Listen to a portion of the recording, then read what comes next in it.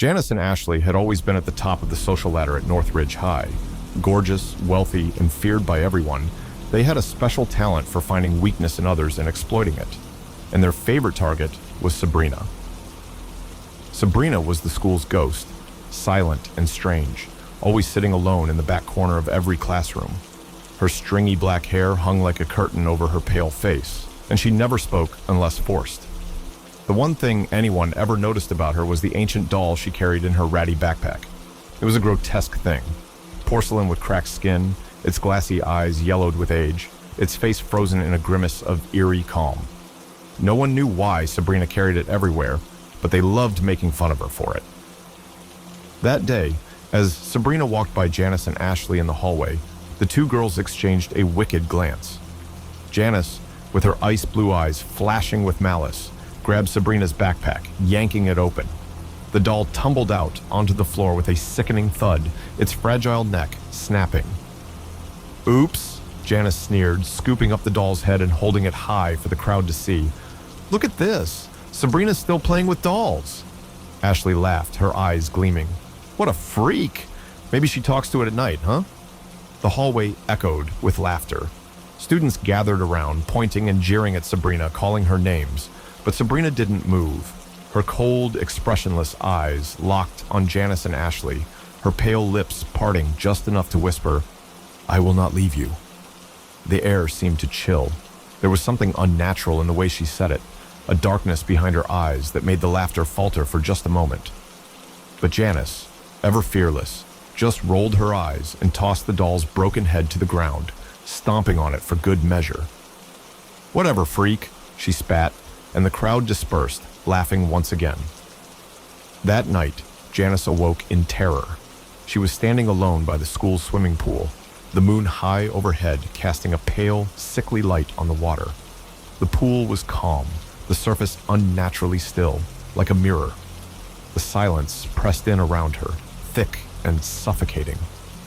Then, without warning, something grabbed her ankles from below, yanking her into the freezing water. She tried to scream, but her voice was gone.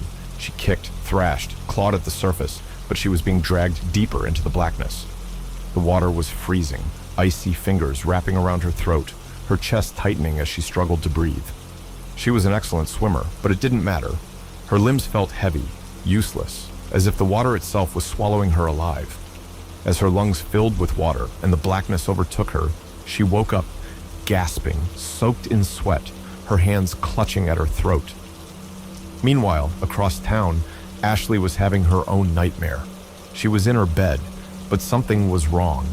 Her room was filled with thick smoke, the air hot and stifling. She looked down and saw flames licking up the sides of her bed, crawling toward her skin. They weren't just burning her, they were eating her alive. The flesh on her arms bubbled and peeled, her hair singed, the smell of burning skin filling her nostrils. She tried to scream, but the fire swallowed her cries. The pain was unbearable, searing her nerves, leaving nothing but agony. When she awoke, she was drenched in sweat, her sheets twisted around her like they were trying to strangle her. The next day, Janice and Ashley were pale and shaken as they met in the hallway. Both tried to laugh it off, telling themselves they had just been stressed or exhausted. But deep down, the fear was gnawing at them, Sabrina's strange words echoing in their minds. Things only got worse from there. A few days later, Ashley and her boyfriend Danny were driving down a quiet road when the car's brakes failed. The car veered wildly off the road, skidding on the gravel, narrowly missing a tree before crashing into a ditch. The car flipped, glass shattering, metal screaming as it twisted and crunched. They crawled out, miraculously alive but shaken to the core. That same day, Janice was at swim practice when it happened. As she dove into the pool, she felt something grab her leg. She kicked, trying to shake it off, but it wouldn't let go.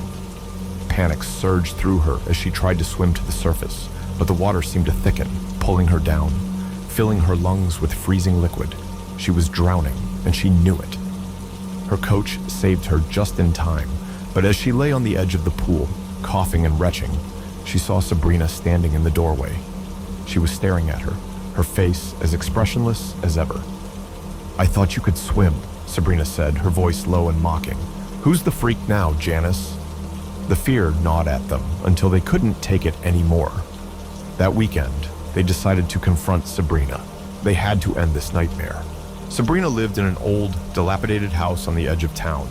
The windows were dark, the paint peeling, and the air around it felt wrong, like the house itself was alive and watching them. They knocked, but there was no answer. The door creaked open on its own. Inside, it was dead silent. No sign of Sabrina's family, no sign of life. The girls wandered through the dark, dusty rooms until they found her in a back bedroom. She was sitting in a chair, cradling 2 dolls in her arms, dolls that looked disturbingly familiar.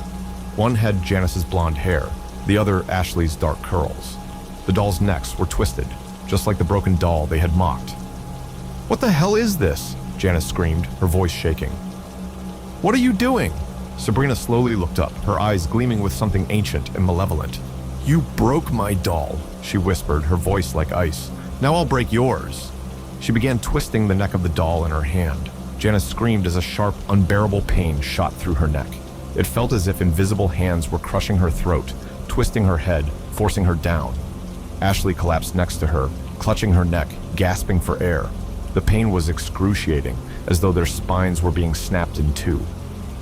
"I told you I wouldn't leave you," Sabrina said, her voice soft and mocking. "And I always keep my promises." As she snapped the dolls' necks with a final sickening crack, Janice and Ashley's bodies went limp, their necks twisted at grotesque angles, their eyes staring blankly into the void. Sabrina stood up, leaving the lifeless dolls on the floor, and walked past their broken bodies, her face as empty and cold as ever. Outside, the wind howled, carrying with it the distant echoes of their final screams.